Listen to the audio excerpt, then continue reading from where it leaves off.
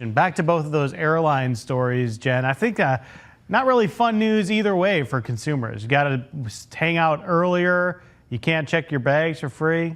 And I'm very upset about the Southwest one. The United one, that's pretty standard though for other airlines. Standard, yeah. So 45 minutes, just keep that in mind. Well, to celebrate National Seashell Day, we are learning about Sanibel Island near Fort Myers, which is also known as the seashell capital of the world. Joining us live from the Bailey Matthews National Shell Museum and Aquarium for a closer look are Miriam Dotson, Communications Manager, and Lee County Visitor and Convention Bureau John Laib, President and CEO of Sanibel and Captiva Chamber of Commerce. Thank you both so much for being here today. Thanks. Thank you. Yes. Well, starting off first, Miriam, what exactly is National Seashell Day and how did it come about and what can the visitors go out and enjoy? Yes, well, we are here in the Great Hall of Shells, which is open for business here at the Bailey Matthews National Shell Museum. Great sight behind us. You can see a family enjoying these shells because we are the seashell capital of the world, and we like to celebrate, as we like to call that. And this is one of the places that we like to do that, and we invite you to come here and then go outside and go onto the beach and find these shells that you just learned about and take them home as little souvenirs. There's all different activities that you can do throughout the year, but it came about because we knew that we were the seashell capital of the world, and we felt it did need to be celebrated. And that is because we are on Sanibel Island has the different orientation of the water that brings up those shells. So that's why we like to sometimes say the West Coast is the best coast. I love it, and I've actually been there before, collected a lot of seashells. But John, what other experiences can someone enjoy on Sanibel Island? Well, thanks for asking. Yeah, in addition to the 400 species of shells that Miriam just mentioned, we have 15 miles of unspoiled beaches that we are very, very proud of. We've got 28 miles of bike trails, tons of activities to do on the water as well as off the water in terms of kayaking, paddleboarding, and join us on the Wild Mile here on Sanibel, where you can not only learn about shells, but learn about the species that we have on islands as well. And then at the end of the day, enjoy the fact that there's zero traffic lights and just melt into that island vibe. And John, can you also tell us about the recent accommodation updates on Sanibel Island? Yeah, every single month it seems like we've got a new hotel reopening, and it's really, really encouraging and fun for us to see hundreds of hotel rooms coming back online. Most recently, we've had the Sundial Beach Resort reopen. That's 1, 2, 3-bedroom condo units, as well as brand new restaurants. All of their accommodations and amenities are brand new, as well as the Sanibel Inn that we've just had recently reopened. 2 very, very iconic resorts here on the island that are just joining more and more coming online every single day, and we're very excited about that. And Miriam, the Fort Myers area is just a perfect getaway location. So what other fun things can folks do there? It really is. Besides the beaches and kayaking and getting out there on the water, which we highly encourage, obviously getting out on a boat is easy to do here. You can also find the Edison and Ford Winter Estates. That's one of the best places to go check out in downtown Fort Myers. This is where Thomas Edison and Henry Ford wintered and actually discovered a lot of their things here with inventions. And the lab where he worked, Thomas Edison, is still intact. And it's really, really interesting. There's a botanical garden and great grounds there. And even just down the road from there, it's walkable. You're into the heart of downtown Fort Myers, which is gorgeous. It's a lot of historic buildings, lots of arts and culture, live theater. The Florida Rep, as we call it, which is the Florida Repertory Theater, has live shows year round. So we know we have 2 seasons here in Florida, but you can certainly find something to do indoors and outdoors, especially in the Fort Myers surrounding area. It sounds amazing. And we've been looking at some of the video there too. Where can our viewers go to find more information? Yeah, I mean, unfortunately, we only scratched the surface of what to do here. So you can find out more at visitfortmyers.com. And we hope to see you here and come visit. We've got a spot waiting for you. And as always, we're going to have all of that information on our website, fox10tv.com. Under the Studio 10 tab, but happy National Seashell Day, guys. Thank you so much. Thank you. Chelsea.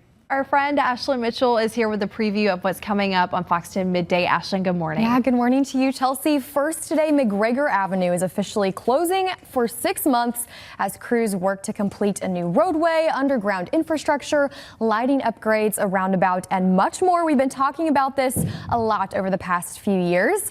Our Stephen Moody is taking us to the construction zone in a live report. And then Vanessa is out and about trying her green thumb at a succulent workshop. Sounds pretty interesting. So if you're looking to add a little life to your home and office, she'll show you how. Jen will also have a look at your Wednesday forecast as we prepare to wrap up the month of May. So be sure to join both of us on Fox 10 Midday after Studio 10. Guys. Keep a close eye on your forecast. Things are calm and quiet out there for right now, but some more showers and storms possible later on this evening. I'll be breaking down your forecast details coming up.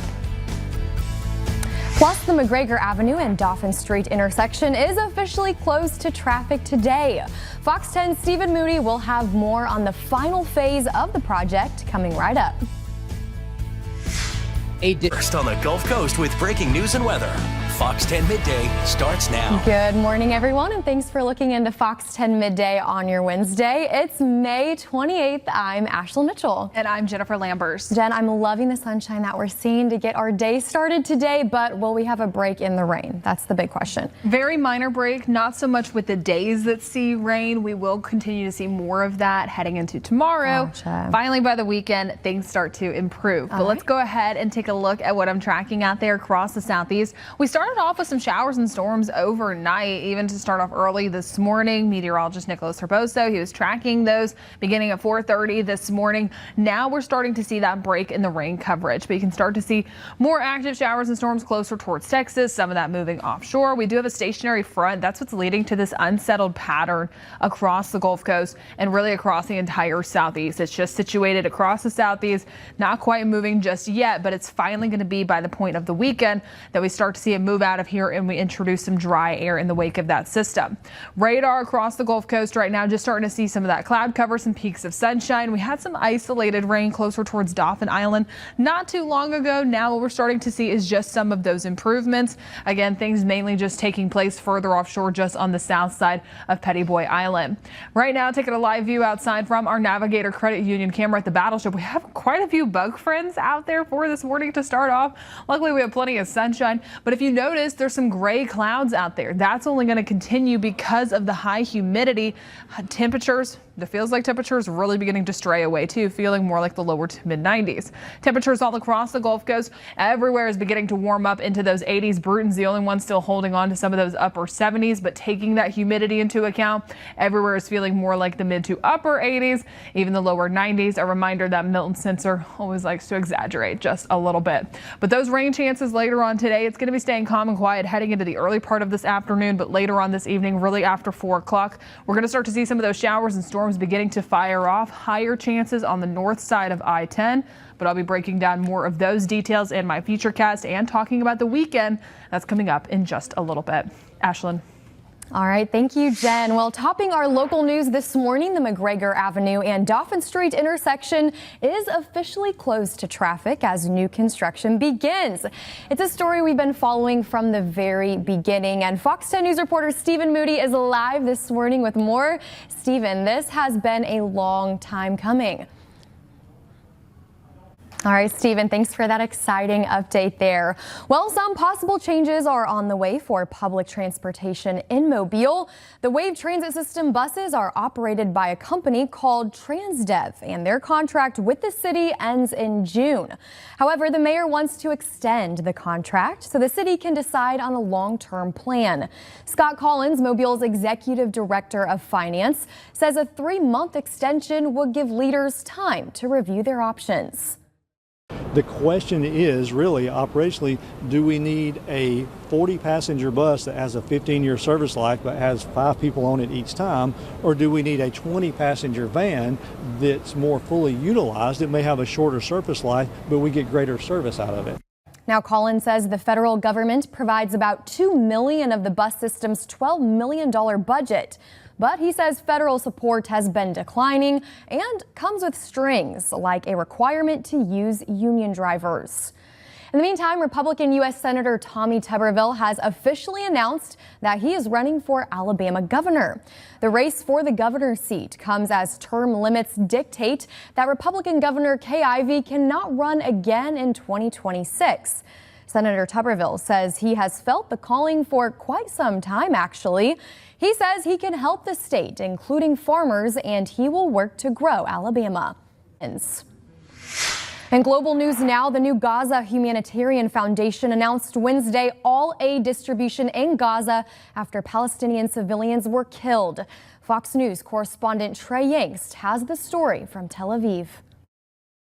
Aid distribution in Gaza has been halted once again. The Gaza Humanitarian Foundation announced the temporary pause on Wednesday due to what it calls disorder and says it's working on increasing security as the humanitarian crisis gets worse. People are truly hungry. We did not have dinner yesterday and we may not eat today. The announcement came after thousands of starving Gazans broke through the security gates and stormed an aid distribution center. At least one person was killed and dozens more were injured, and those numbers are expected to rise. Getting medical aid has never been easy in Gaza or in West Bank because hospitals have been attacked. The newly established Gaza Humanitarian Foundation is backed by the U.S. and Israel, but it's been criticized for what many say is an unrealistic distribution plan, requiring Palestinians to walk long distances and carry heavy boxes, which many can't do. I believe it is a waste of resources and a distraction from atrocities. But Israeli officials say it's the only way to make sure the aid doesn't fall into the hands of Hamas. We leave the fish without the water.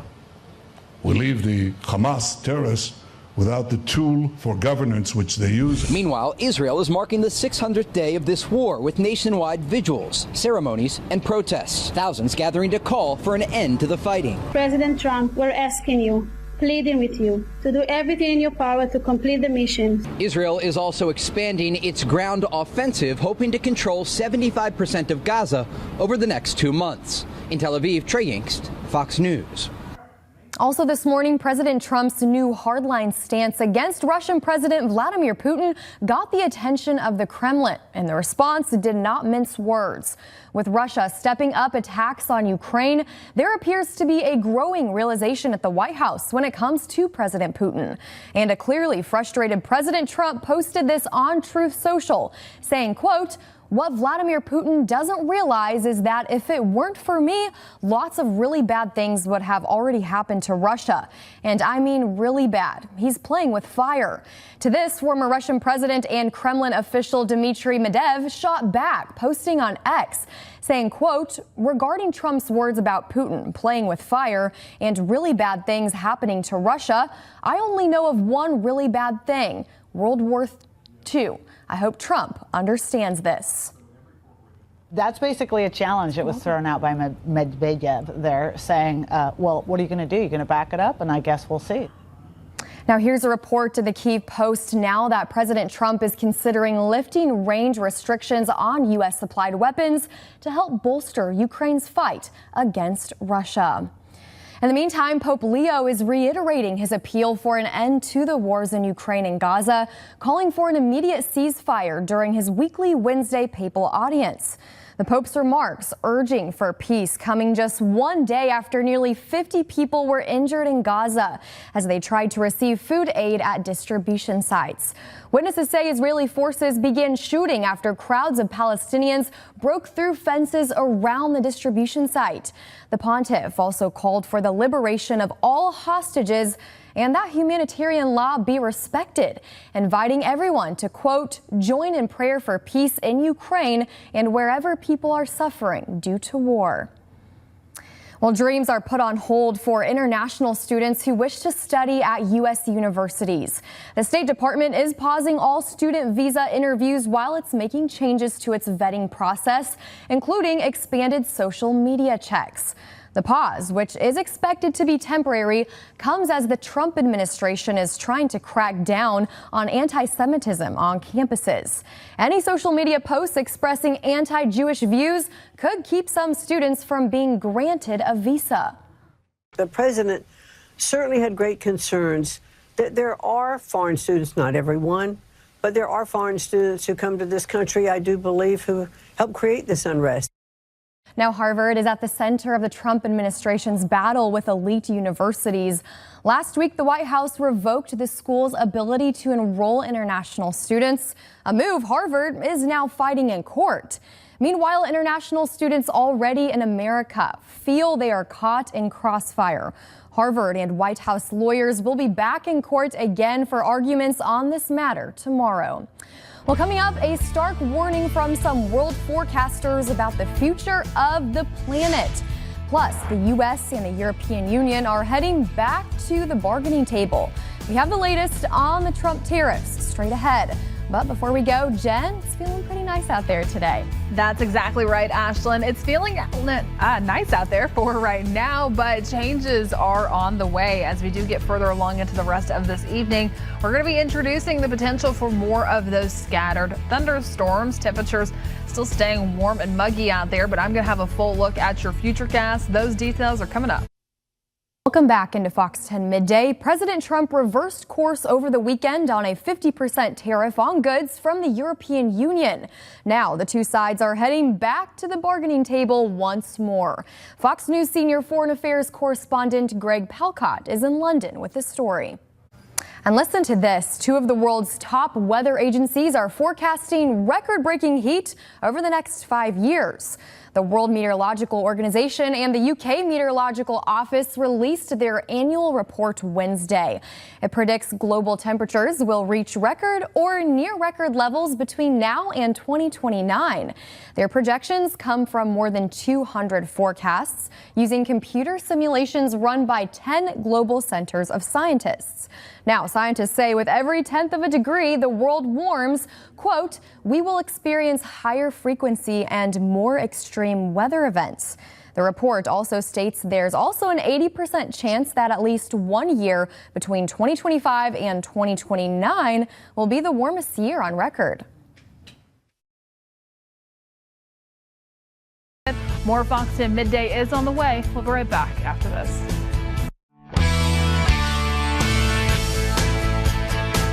Medicare questions or enroll today. Come back from J-Lo's return to the Vegas spotlight to a new trio stepping into the wizarding world. Fox's Ashley Dvorkin has a look at these stories and much more in today's Hollywood Nation. Jennifer Lopez is heading back to Sin City. Fresh off of hosting the American Music Awards Monday, the singer announced her second Las Vegas residency up all night. Performances kick off at the Coliseum at Caesars Palace, starting with 2 shows December 30th and 31st, followed by additional dates in January and March 2026. HBO found its golden trio for the Harry Potter TV series. Dominic McLaughlin will take on the role of Harry Potter, Arabella Stanton as Hermione Granger, and Alistair Stout as Ron Weasley. They'll star alongside John Lithgow, who will play Professor Dumbledore. Filming is expected to start this summer. Single? A24 drops one last look at Materialists ahead of its June 13th release. Starring Dakota Johnson, Chris Evans, and Pedro Pascal, the rom-com follows a New York City matchmaker caught up in a love triangle between her struggling actor ex and a wealthy suitor. Nature's Benchwarmers. Ryan Reynolds helps shine a light on the outcasts of the animal kingdom in the trailer for Underdogs. The 5-part series, narrated by Reynolds, explores the lives of creatures with bizarre behavior, unconventional hygiene habits, and mating rituals. The show premieres on National Geographic June 15th. In Hollywood, Ashley Dvorkin, Fox News. Coming up, we're checking in with Vanessa Pacheco as she's hanging out with some jade tree succulents. We'll take you there. Plus, a major recall is happening at Ford. We have that story and more in your business headlines. Thanks for watching Fox 10 Midday. We'll be back after this. That's that simple. Committed to you. This is Fox 10 Midday. Happening now is a major recall at Ford. There's a new boss at Jeep. Macy's beats Wall Street expectations. And what is America's favorite theme park? Fox's CJ Papa has that story and more in today's business headlines. A huge recall at Ford.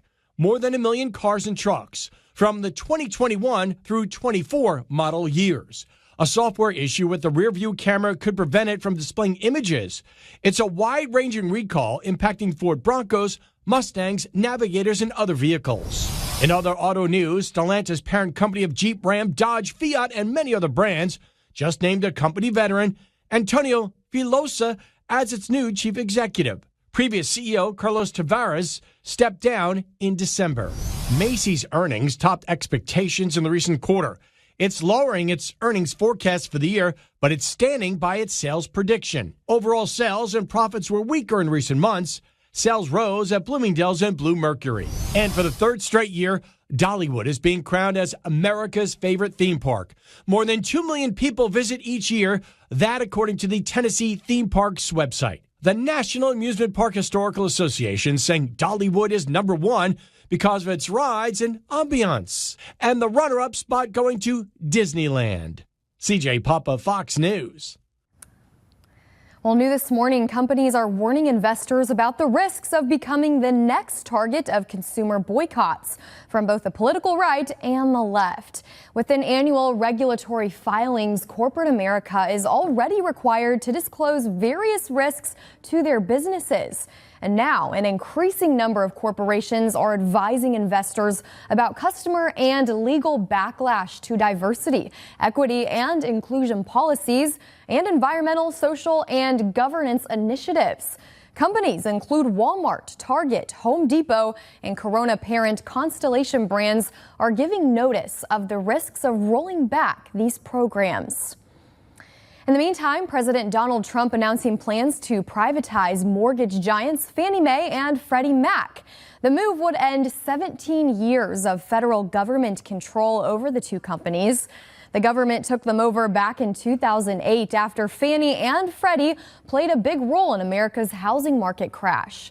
The conservatorship, though, was never meant to be permanent, but analysts say untangling them from the government could be tricky. Experts warn if Fannie Mae and Freddie Mac go private, mortgage rates could rise.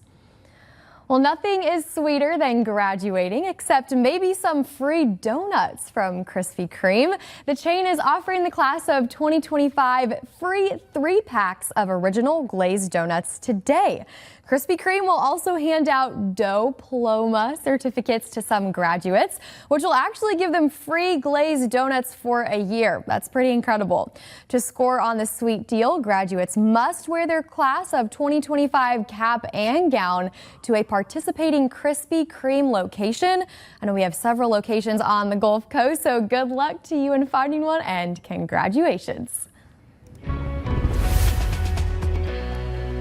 Taking another look at your forecast and the live view outside down in Fairhope.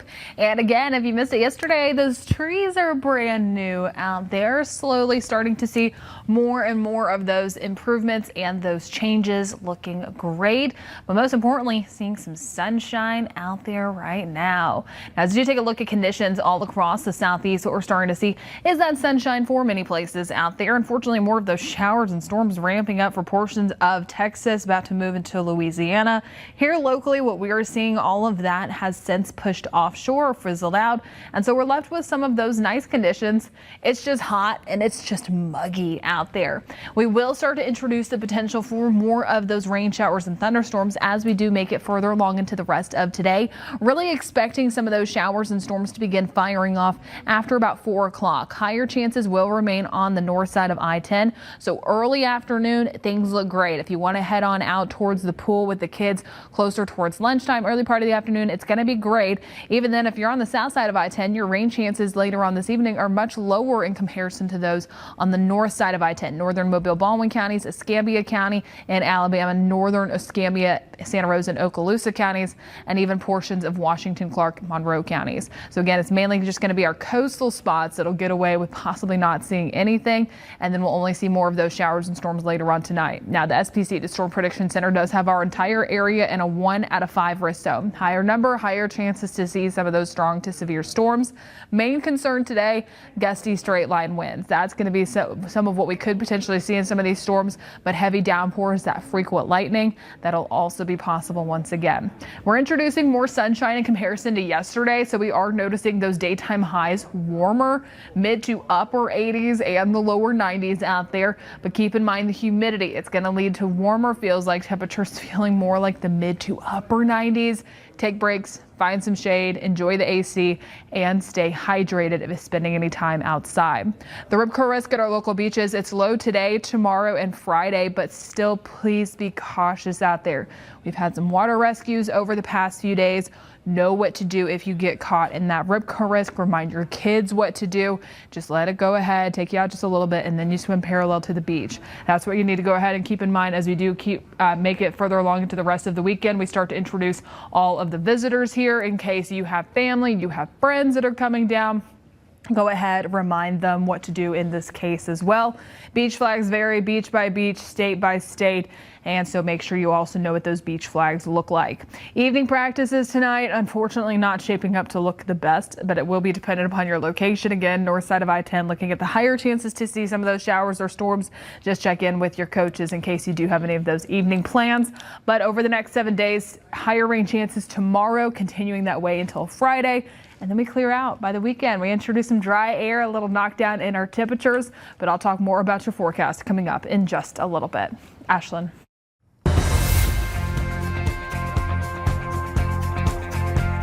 Do you want to add a little life to your home or office? Well, why not start with a succulent? Vanessa Pacheco is at a workshop with Jade Tree Succulents in today's edition of Very Vanessa. If you're looking for a cute plant that's low maintenance, I have the workshop for you. I'm here with Catherine Boswell. She's the owner of Jade Tree Succulents. Okay, Catherine, we've already kind of started here. So tell me about what we're making today. So we are making an open face succulent terrarium, and we've gotten pretty far. We are going to finish up the topper where we're going to kind of make it look like a beach scene because we're going to add our sand. Okay. We kind of smoothed out our edges here, so we're just going to dump this in there. We're going to add some little crystal glass to kind of make it look like the ocean. So make sure to cover it, right? Yeah, I would cover it and let it kind of seep behind that little fence there. All right. And then once you are finished, you can either kind of shake it to smooth it out. And then if you want to add the little teal rocks in the front. Oh, here's where the cute parts. Tell me about Jade Tree Succulents. So I do pop-ups and workshops. So I do Palafox Market every Saturday. I have a big display there. I have nursery pots and a lot of like put together arrangements that are ready to go. They make the best gifts for anyone that likes plants. But I also do teach people a lot when I'm there. So like people that don't know about plants, I'll like educate them on what's an easy plant, something that they can start with. But also I give people ideas, I think, for like what to do with, at home. They'll be like, oh, that's a great idea. I'm going to try that. So after we do our little ocean, we're going to add our little shells in. Okay, so add a little bit of, so ocean. Okay, ocean cute. I feel like is looking good. Cute. Maybe it's going to go overboard. Overall, if anyone wants to learn more about your workshops and Jade Tree Succulents, where can they go? They can go follow me on their socials, either Instagram or Facebook. It's just Jade Tree Succulents. Also, they can send me a message and just say they want to be added to the email list, and I'll shoot out an email every time I have a new workshop planned. Fun. Okay, Catherine, look at this. I think it's coming out cute. I need to add a little bit more seashells in here, but this has been really fun. Again, some tips that I learned, it does need that light exposure, right? Bright light, yes. They like the bright light to keep their pretty color and their pretty shape. And, all right. Water, let them dry out and stay dry. So about every 2 to 3 weeks is typically my rule of thumb for watering succulents. All right, well, I'm gonna finish this up, but again, Catherine, thank you so much. Thank you, Vanessa.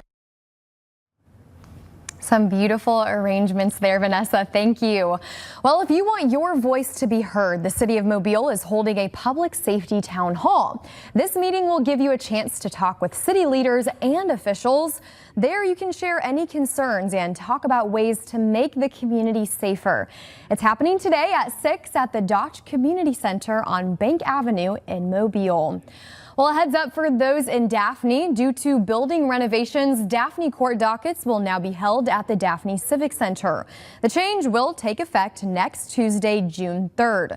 We're told the Daphne Municipal Magistrate Office will stay open at the Daphne Justice Center, but will close at 12:30 on Tuesday to prepare for court. Also this morning, we're just days away from hurricane season, which officially starts on Sunday. But the city of Orange Beach has started making hurricane re-entry decals available now. So if there's an evacuation, the decals identify those who should be allowed into a restricted area. The re-entry decals cover the next 3 years, starting with 2025. You can pick them up at the Finance Department behind City Hall. The city of Gulf Shores also has hurricane re-entry decals as well. Well, an 8th grader reels in a massive catch while on his way to the pool. We'll have that exciting story coming up. Plus, the Magic John screen protector is supposed to be easy to apply and protect, but we're testing it out in this week's Does It Work? On the story, an 8th grader in Iowa City, Iowa is reeling after he caught a massive catfish that weighed, listen to this, nearly 70 pounds. Wow, so this is 14-year-old Benjamin Stong's video showing off the flathead catfish he says weighs in at just under 70 pounds. Doesn't even look real. Doesn't. He says he's been going fishing before he goes to school, riding his bike about 30 minutes to his spot by a local dam to cast a line in the Iowa River while beating the crowds and the evening heat. That's a good idea. Yeah, Stong says that he got some advice from an Iowa fisherman who makes YouTube videos, and that Wednesday after they met, those words of wisdom led him to his biggest catch yet. Yeah, he says he didn't have a net, but that didn't stop him from bringing it ashore. The Iowa Department of Natural Resources reports that the largest flathead catfish caught in the state weighed 81 pounds, so just a little bit shy of that. Unreal. Wow, I didn't know catfish got that big. They're massive. I grew up on the banks of the Mississippi River, and so that's all we could catch. Yep. But that's scary. That is a lot of catfish sandwiches. That is a lot. He'll be eating good for a while. Right there. Is. Congrats to Benjamin. Well, an alligator caught with its mouth wide open. And not by choice, but police say it was because of a soccer ball that they believed was lodged in its mouth. It happened in a pond at the Sea Trails Golf Resort in North Carolina Sunday. Police and animal control were getting ready to help the alligator. Look at that, when it decided to roll around in the water, which then caused the ball to fall out of its mouth. Police say that the gator swam away unharmed, but the soccer ball did not make it. Oh, makes you think twice about if you're playing ball outside and it goes into a waterway. You have to be careful. Not gonna go get it anymore. I wonder if it looked appetizing to the alligator. It just wanted to play. It wanted to play along. Play soccer with the guy. Poor buddy. Didn't know it was gonna get caught in his teeth. Right. I'm glad he was able to roll around though and get it unstuck, because that'd be tough for the people getting it out of his mouth. Well. What's a product you can find while shopping on TikTok? The Magic John screen protector. Its unique design is supposed to make application extremely easy. Rachel Hackbarth puts it to the test in this week's Does It Work? Denise Sawyer spends a lot of time on her phone. It has this case, but no screen protector. She's going to see if this tempered glass shield from Magic John can be a nice addition. A 2-pack costs $18.99. Do you typically use something for your phone to protect it? Just the thing on the back. Yeah. Because I drop it all the time. What makes this screen protector different from others? It's supposed to be extremely easy to apply. Instead of having to find the perfect placement, the instructions say you just cover and pull. The Magic John is supposed to align itself and take away any dust. Scratch resistant, easy installation, drop resistant. Oh, well, those sound good. This is what our kit includes. We get some items to prep our screen. So clean the screen with the wet wipe. Get all those fingerprints off. Plus the Magic John applicator itself. Put the application tray on your phone Now we can pull this tab. Pull, swipe, and tear. It says peel here. So pull that. Okay. Ooh, that was... What's it feel like? I hope I'm not pulling too far. Oh, there we go. Now the sticker can come off. Peel here. Oh. Here's our results. Some bubbles, but we can remove them with this included scraper. As for the strength of the stick-on screen itself... Ooh, yeah, that's pretty solid. Look at that. Yeah, that is going anywhere. Yeah. Are these results enough for Denise to say the Magic John works? I think it works. Yes, I do. For Does It Work, I'm Rachel Ackbarth. There you go. Jen, I feel like there's always one person in every friend group whose phone is shattered at all times. Are you that one? I don't know if you can see it. It is shattered all on the back of it. I just took off the case to be able to show it. It's so sad. And the sad part is that I didn't even notice it until probably like weeks after it happened, because I always have a case on it. Yeah. And I just could glance through it. I was like, oh. I relate on every level. If I take my case off, my phone will fall apart. I had chunks of glass. I just heard them a little bit when I set it down. So it's still going strong, though. It's a strong phone. Just keep it in the case. Well, let's go ahead and talk more about your forecast. And your phone, hopefully, is in better shape. Now it's a great time to go ahead, download the Fox 10 weather app. That way you were staying updated with the forecast. Just as we do take a look at radar right now, things are calm and quiet out there currently, but we are expecting some of those changes later on today. Let's go ahead and take a live view outside right now from our Battleship Memorial camera, brought to you by Navigator Credit Union. We're just starting to see some of that sunshine out there, just a few clouds. Things look nice. It's just feeling toasty out there due to that humidity mixed with that heat. We're feeling more like 93. As we get further along into the rest of today, those temperatures will continue to tick up, expecting daytime highs to be maxing out mid to upper 80s, lower 90s, and there's those rain chances beginning to fire off after 4 o'clock. Higher chances on the north side of I-10. Some of those storms could contain heavy downpours, frequent lightning, and gusty winds. Just make sure you're being cautious, especially if you're driving. I'll have a final look at your forecast coming up in just a little bit. We'll also be back with 3 to know before you go. Right now, a live view outside. Winners have been revealed in a dazzling out-of-this-world photography contest, and they include 24 earthbound artists and one that was based in space. Jeremy Roth has today's Take a Look at This. Take a look at the absolute cream of the crop of otherworldly images showcasing the breathtaking beauty of the Milky Way galaxy. The 2025 Milky Way Photographer of the Year contest, hosted by travel photography blog Capture the Atlas, saw some 6,000 submissions from 25 countries. Capture the Atlas curator Dan Zafra whittled the field down to 25 winning images, each selected for quality, the story behind the shot, and the overall inspiration it provides. All the winning selections were taken under dark skies, far from light pollution, in remote corners of the world, and in a first for the competition, one was captured from space itself. Astronaut and photographer Dan Pettit's winning entry was shot from the International Space Station while he was aboard. Organizers say its inclusion bridges the gap between science and art, adding a fresh perspective to an out-of-this-world Shutterbug showcase that celebrates from Earth and now beyond the astounding galaxy that surrounds us. Back on Earth, one of the planet's most active volcanoes put on an otherworldly show of its own. Hawaii's Kilauea volcano was caught on U.S. Geological Survey cameras blasting a powerful, sustained geyser of lava an incredible 1,000 feet into the sky. The fiery plume was the pinnacle of an eruptive tantrum that lasted more than 6 hours. It was Kilauea's 23rd eruptive event since December, and one that reached new and awe-inspiring heights. For Take a Look at This, I'm Jeremy Roth. Here's 3 to know before you go today. Mobile City Council members giving approval for a $15.2 million contract to deepen the lake at Langen Park. The project will allow easier access for canoes and kayaks and people heading out onto the water. Now, it's part of a long-term vision for the park that will include more pavilions and a boathouse and new pier. The contract would also improve storm water management. Also, this Mobile City Council following through on a a purchase we told you about last week, 2 autonomous lawnmowers. The council approving the contract with Groundworks Distribution for more than $85,000. That will pay for the cost of 2 of the mowers.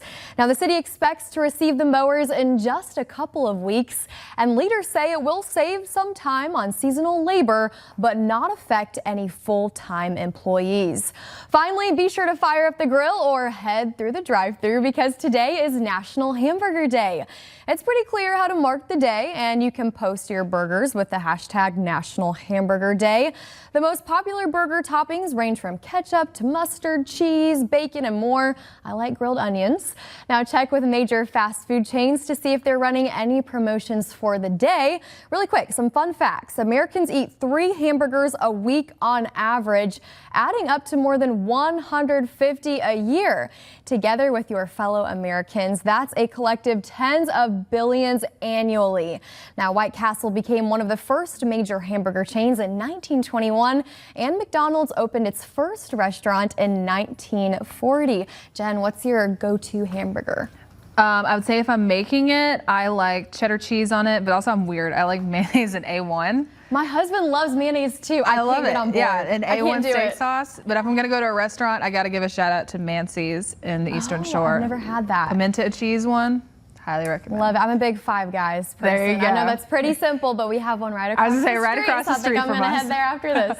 Well, let's go ahead and take a final look at your forecast. In case you want to grill out some of those burgers heading later on into tonight, just keep in mind that we will start to see some more showers and storms beginning to fire off after 4 o'clock. Higher chances 5, 6, 7, and on the north side of I-10. Some of them could contain some heavy downpours and some frequent lightning. It was a light show out there last night. But here's what I'm looking at over the next 7 days. Higher rain chances tomorrow, clearing out by the weekend. We'll keep you updated right here on Fox 10. Right, enjoy hamburger by the pool or on the beach today. Thank you for tuning in to Fox 10 Midday. We'll see you at 3 p.m.